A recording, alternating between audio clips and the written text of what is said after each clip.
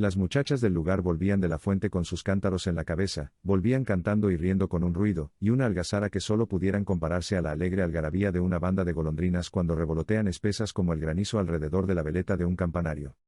En el pórtico de la iglesia, y sentado al pie de un enebro, estaba el tío Gregorio. El tío Gregorio era el más viejecito del lugar, tenía cerca de 90 navidades, el pelo blanco, la boca de risa, los ojos alegres y las manos temblonas.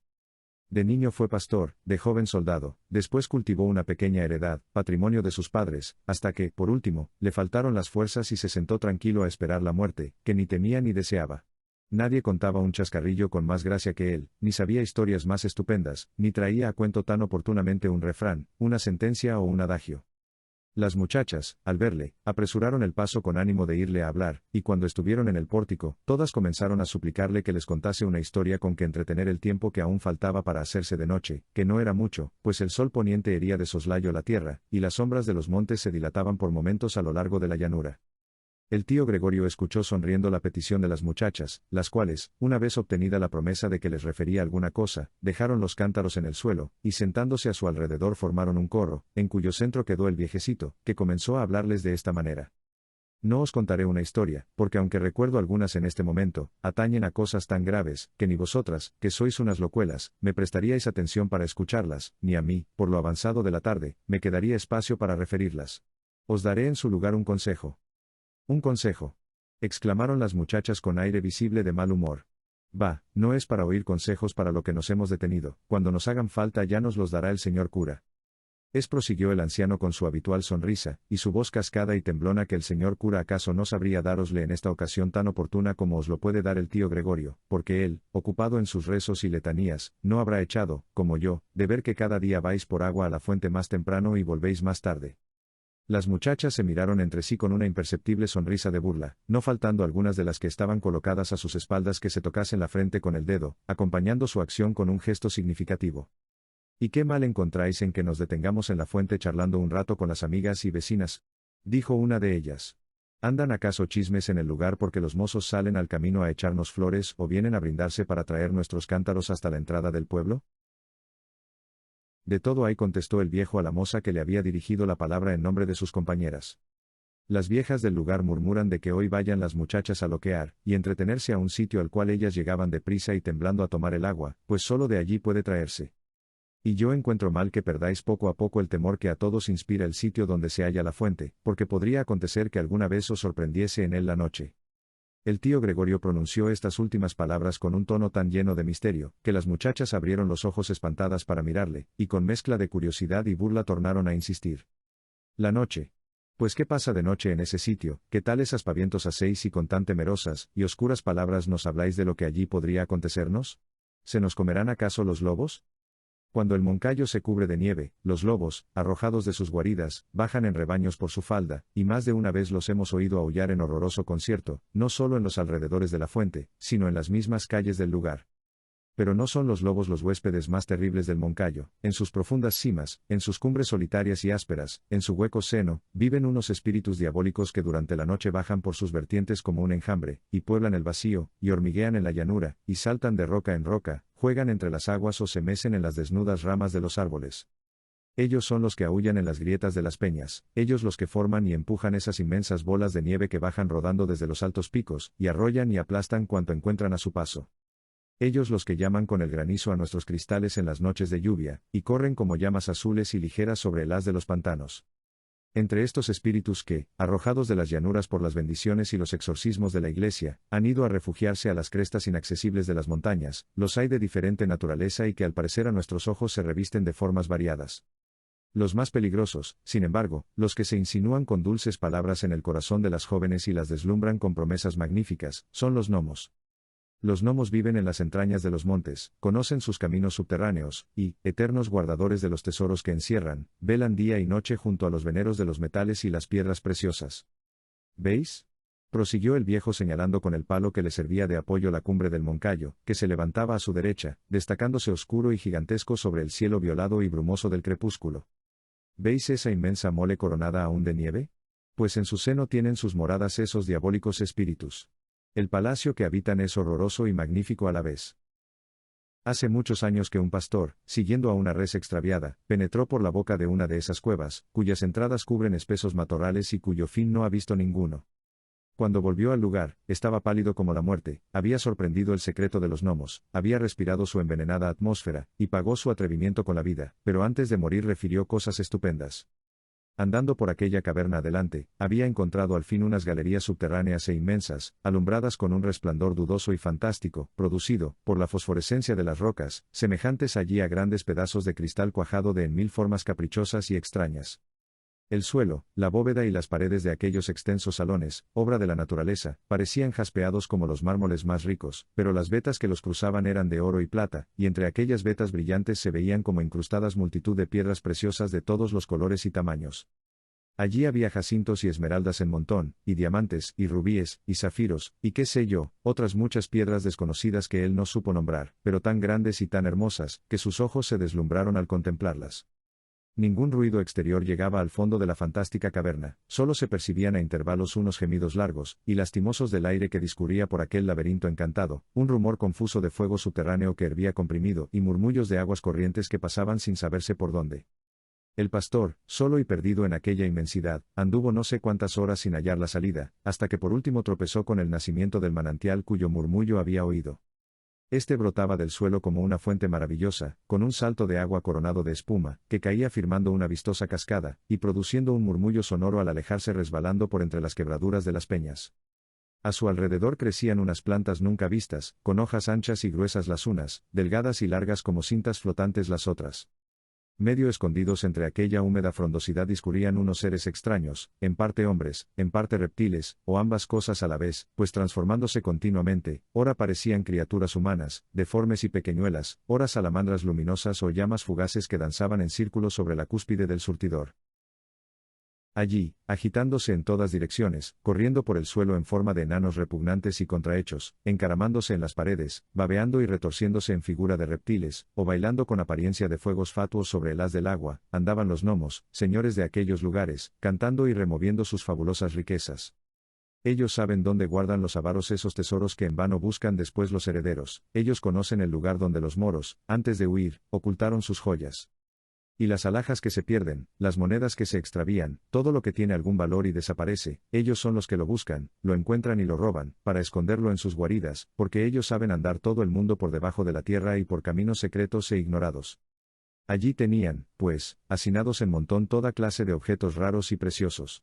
Había joyas de un valor inestimable, collares y gargantillas de perlas y piedras finas.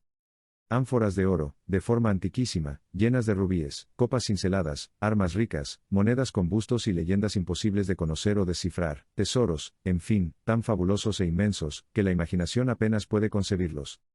Y todo brillaba a la vez lanzando unas chispas de colores y unos reflejos tan vivos, que parecía como que todo estaba ardiendo y se movía y temblaba. Al menos, el pastor refirió que así le había parecido. Al llegar aquí el anciano se detuvo un momento, las muchachas, que comenzaron por oír la relación del tío Gregorio con una sonrisa de burla, guardaban entonces un profundo silencio, esperando a que continuase, con los ojos espantados, los labios ligeramente entreabiertos y la curiosidad y el interés pintados en el rostro. Una de ellas rompió al fin el silencio y exclamó sin poderse contener, entusiasmada al oír la descripción de las fabulosas riquezas que se habían ofrecido a la vista del pastor. ¿Y qué, no se trajo nada de aquello? Nada, contestó el tío Gregorio. ¡Qué tonto! Exclamaron en coro las muchachas. El cielo le ayudó en el trance, prosiguió el anciano, pues en aquel momento en que la avaricia, que a todo se sobrepone, comenzaba a disipar su miedo, y alucinado a la vista de aquellas joyas, de las cuales una sola bastaría a hacerle poderoso, el pastor iba a apoderarse de algunas, dice que oyó, maravillaos del suceso, oyó claro y distinto en aquellas profundidades, y a pesar de las carcajadas y las voces de los gnomos, del hervidero del fuego subterráneo, del rumor de las aguas corrientes y de los lamentos del aire, oyó, digo, como si estuviese al pie de la colina en que se encuentra, el clamor de la campana que hay en la ermita de Nuestra Señora del Moncayo. Al oír la campana que tocaba el Ave María, el pastor cayó al suelo invocando a la Madre de nuestro Señor Jesucristo, y sin saber cómo ni por dónde se encontró fuera de aquellos lugares, y en el camino que conduce al pueblo, echado en una senda y presa de un gran estupor, como si hubiera salido de un sueño. Desde entonces se explicó todo el mundo por qué la fuente del lugar trae a veces entre sus aguas como un polvo finísimo de oro. Y cuando llega la noche, en el rumor que produce, se oyen palabras confusas, palabras engañosas con que los gnomos que la inficionan desde su nacimiento procuran seducir a los incautos que les prestan oídos, prometiéndoles riquezas y tesoros que han de ser su condenación. Cuando el tío Gregorio llegaba a este punto de su historia, ya la noche había entrado y la campana de la iglesia comenzó a tocar las oraciones. Las muchachas se persignaron devotamente, murmurando un Ave María en voz baja, y después de despedirse del tío Gregorio, que les tornó a aconsejar que no perdieran el tiempo en la fuente, cada cual tomó su cántaro, y todas juntas salieron silenciosas y preocupadas del atrio de la iglesia. Ya lejos del sitio en que se encontraron al viejecito, y cuando estuvieron en la plaza del lugar donde habían de separarse, exclamó la más resuelta y decidora de ellas: ¿Vosotras creéis algo de las tonterías que nos ha contado el tío Gregorio? Yo no. Dijo una. Yo tampoco. Exclamó otra. Ni yo. Ni yo. Repitieron las demás, burlándose con risas de su credulidad de un momento. El grupo de las mozuelas se disolvió alejándose cada cual hacia uno de los extremos de la plaza. Luego que doblaron las esquinas de las diferentes calles que venían a desembocar a aquel sitio, dos muchachas, las únicas que no habían desplegado aún los labios para protestar con sus burlas de la veracidad del tío Gregorio, y que, preocupadas con la maravillosa relación, parecían absortas en sus ideas, se marcharon juntas y con esa lentitud propia de las personas distraídas, por una calleja sombría, estrecha y tortuosa. De aquellas dos muchachas, la mayor, que parecía tener unos 20 años, se llamaba Marta, y la más pequeña, que aún no había cumplido los 16, Magdalena. El tiempo que duró el camino, ambas guardaron un profundo silencio, pero cuando llegaron a los umbrales de su casa, y dejaran los cántaros en el asiento de piedra del portal, Marta dijo a Magdalena: ¿Y tú crees en las maravillas del Moncayo y en los espíritus de la fuente? Yo, contestó Magdalena con sencillez, yo creo en todo. ¿Dudas tú acaso? Oh, no. Se apresuró a interrumpir Marta, yo también creo en todo lo que deseo creer. Marta y Magdalena eran hermanas. Huérfanas desde los primeros años de la niñez, vivían miserablemente a la sombra de una parienta de su madre que las había recogido por caridad, y que a cada paso les hacía sentir con sus dicterios, y sus humillantes palabras el peso de su beneficio. Todo parecía contribuir a que se estrechasen los lazos del cariño entre aquellas dos almas hermanas, no solo por el vínculo de la sangre, sino por los de la miseria y el sufrimiento. Y sin embargo, entre Marta y Magdalena existían una sorda emulación, una secreta antipatía que solo pudiera explicar el estudio de sus caracteres, tan en absoluta contraposición como sus tipos. Marta era altiva, vehemente en sus inclinaciones y de una rudeza salvaje en la expresión de sus afectos, no sabía ni reír ni llorar, y por eso no había llorado ni reído nunca.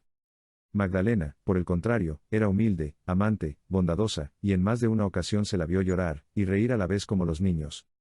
Marta tenía los ojos más negros que la noche, y de entre sus oscuras pestañas diríase que a intervalos saltaban chispas de fuego como de un carbón ardiente. La pupila azul de Magdalena parecía nadar en un fluido de luz dentro del cerco de oro de sus pestañas rubias. Y todo era en ellas armónico con la diversa expresión de sus ojos.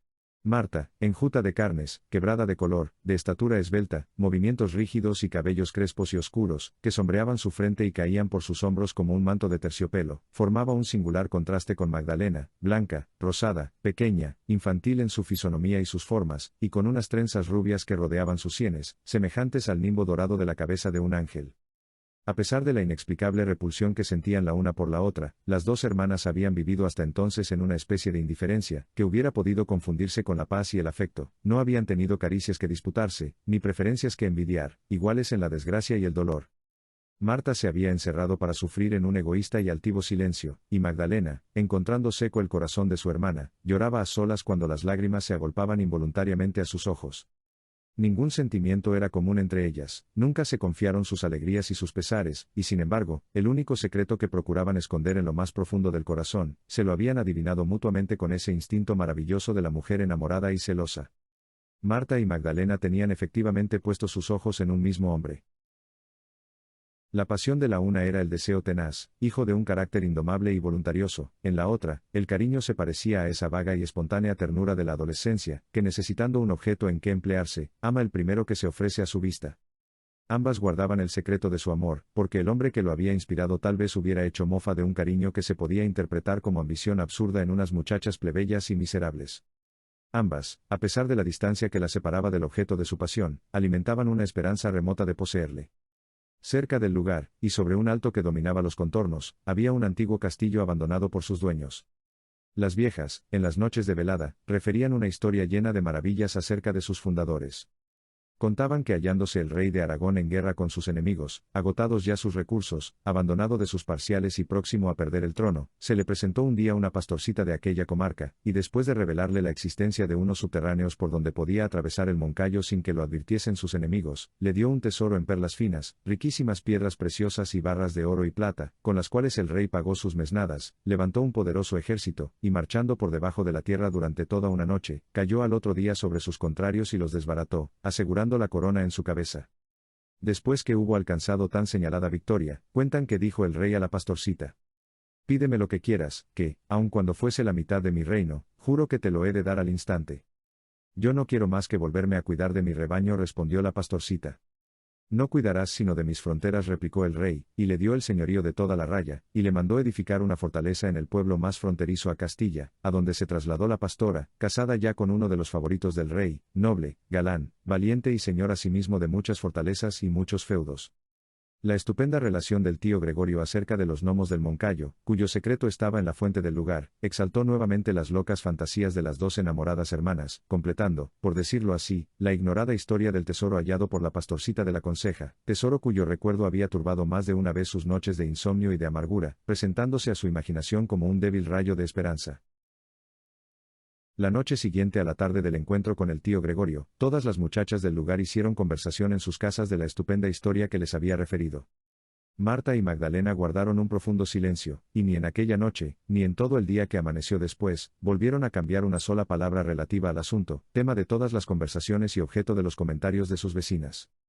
Cuando llegó la hora de costumbre, Magdalena tomó su cántaro y le dijo a su hermana: ¿vamos a la fuente? Marta no contestó, y Magdalena volvió a decirle: ¿vamos a la fuente? Mira que si no nos apresuramos se pondrá el sol antes de la vuelta. Marta exclamó al fin con un acento breve y áspero: yo no quiero ir hoy. Ni yo tampoco, añadió Magdalena después de un instante de silencio, durante el cual mantuvo los ojos clavados en los de su hermana, como si quisiera adivinar en ellos la causa de su resolución.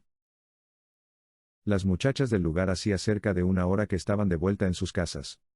La última luz del crepúsculo se había apagado en el horizonte, y la noche comenzaba a cerrar de cada vez más oscura, cuando Marta y Magdalena, esquivándose mutuamente y cada cual por diverso camino, salieron del pueblo con dirección a la fuente misteriosa. La fuente brotaba escondida entre unos riscos cubiertos de musgo en el fondo de una larga alameda. Después que se fueron apagando poco a poco los rumores del día, y ya no se escuchaba el lejano eco de la voz de los labradores que vuelven caballeros en sus yuntas cantando al compás del timón del arado que arrastran por la tierra. Después que se dejó de percibir el monótono ruido de las esquilillas del ganado, y las voces de los pastores, y el ladrido de los perros que reúnen las reses, y sonó en la torre del lugar la postrera campanada del toque de oraciones, reinó ese doble y augusto silencio de la noche y la soledad.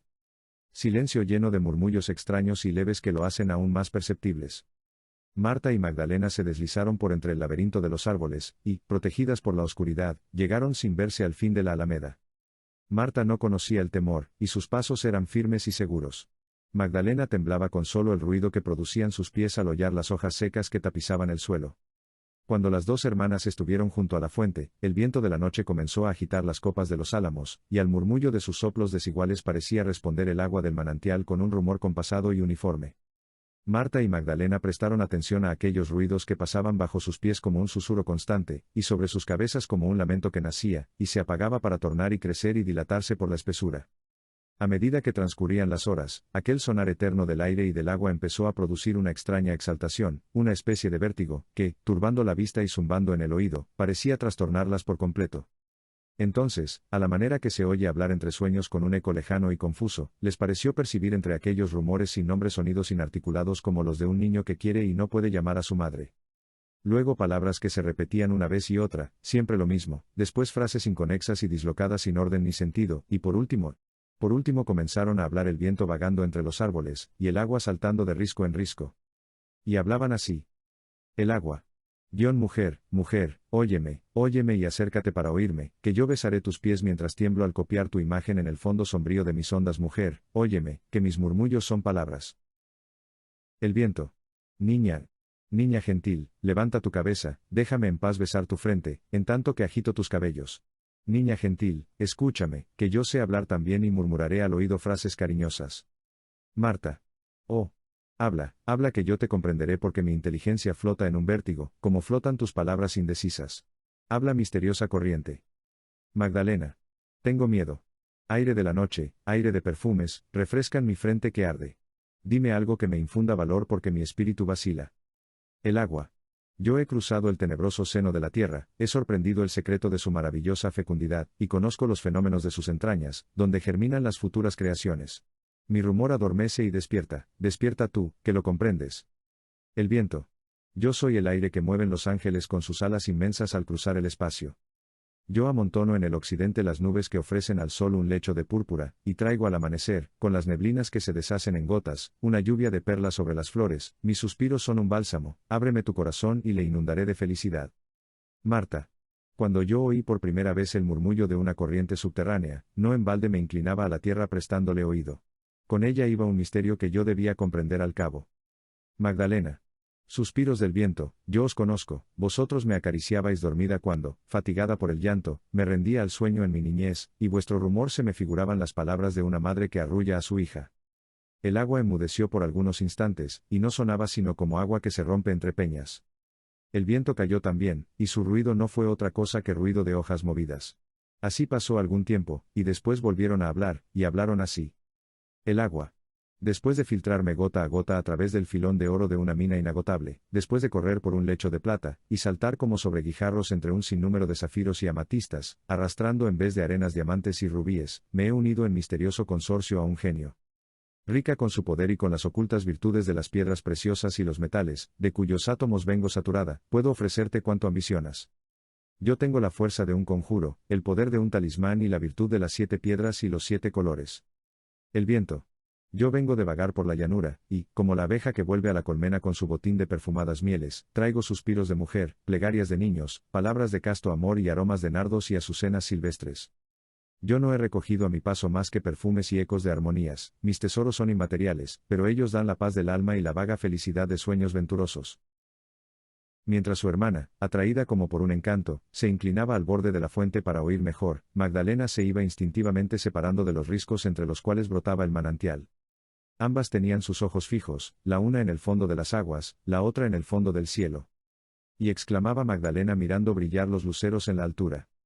Esos son los nimbos de luz de los ángeles invisibles que nos custodian. En tanto decía Marta, viendo temblar en la linfa de la fuente el reflejo de las estrellas. Esas son las partículas de oro que arrastra el agua en su misterioso curso. El manantial y el viento, que por segunda vez habían enmudecido un instante, tornaron a hablar, y dijeron. El agua. Remonta mi corriente, desnúdate del temor como de una vestidura grosera, y osa traspasar los umbrales de lo desconocido. Yo he adivinado que tu espíritu es de la esencia de los espíritus superiores. La envidia te habrá arrojado tal vez del cielo para revolcarte en el lodo de la miseria. Yo veo, sin embargo, en tu frente sombría un sello de altivez que te hace digna de nosotros, espíritus fuertes y libres. Ven, yo te voy a enseñar palabras mágicas de tal virtud, que al pronunciarlas se abrirán las rosas, y te brindarán con los diamantes que están en su seno, como las perlas en las conchas que sacan del fondo del mar los pescadores. Ven, te daré tesoros para que vivas feliz, y más tarde, cuando se quiebre la cárcel que te aprisiona, tu espíritu se asimilará a los nuestros, que son espíritus humanos, y todos confundidos seremos la fuerza motora, el rayo vital de la creación, que circula como un fluido por sus arterias subterráneas. El viento. El agua lame la tierra y vive en el cieno, yo discurro por las regiones etéreas y vuelo en el espacio sin límites. Sigue los movimientos de tu corazón, deja que tu alma suba como la llama y las azules espirales del humo. Desdichado el que, teniendo alas, desciende a las profundidades para buscar el oro, pudiendo remontarse a la altura para encontrar amor y sentimiento. Vive oscura como la violeta, que yo te traeré en un beso fecundo el germen vivificante de otra flor hermana tuya, y rasgaré las nieblas para que no falte un rayo de sol que ilumine tu alegría. Vive oscura, vive ignorada, que cuando tu espíritu se desate, yo lo subiré a las regiones de la luz en una nube roja. Callaron el viento y el agua, y apareció el gnomo. El gnomo era como un hombrecillo transparente, una especie de enano de luz, semejante a un fuego fatuo, que se reía a carcajadas, sin ruido, y saltaba de peña en peña, y mareaba con su vertiginosa movilidad. Unas veces se sumergía en el agua, y continuaba brillando en el fondo como una joya de 1000 colores, otras salía a la superficie y agitaba los pies y las manos, y sacudía la cabeza a un lado, y a otro con una rapidez que tocaba en prodigio. Marta vio al gnomo y le estuvo siguiendo con la vista extraviada en todas sus extravagantes evoluciones. Y cuando el diabólico espíritu se lanzó al fin por entre las escabrosidades del Moncayo, como una llama que corre, agitando su cabellera de chispas, sintió una especie de atracción irresistible, y siguió tras él con una carrera frenética. Magdalena. Decía en tanto el aire que se alejaba lentamente, y Magdalena, paso a paso y como una sonámbula, guiada en el sueño por una voz amiga, siguió tras la ráfaga, que iba suspirando por la llanura. Después todo quedó otra vez en silencio en la oscura alameda, y el viento y el agua siguieron resonando con los murmullos y los rumores de siempre. Magdalena tornó al lugar pálida y llena de asombro. A Marta la esperaron en vano toda la noche. Cuando llegó la tarde del otro día, las muchachas encontraron un cántaro roto al borde de la fuente de la alameda. Era el cántaro de Marta, de la cual nunca volvió a saberse. Desde entonces las muchachas del lugar van por agua tan temprano, que madrugan con el sol. Algunas me han asegurado que de noche se ha oído en más de una ocasión el llanto de Marta, cuyo espíritu vive aprisionado en la fuente. Yo no sé qué crédito dar a esta última parte de la historia, porque la verdad es que desde entonces ninguno se ha atrevido a penetrar para oírlo en la alameda después del toque del Ave María.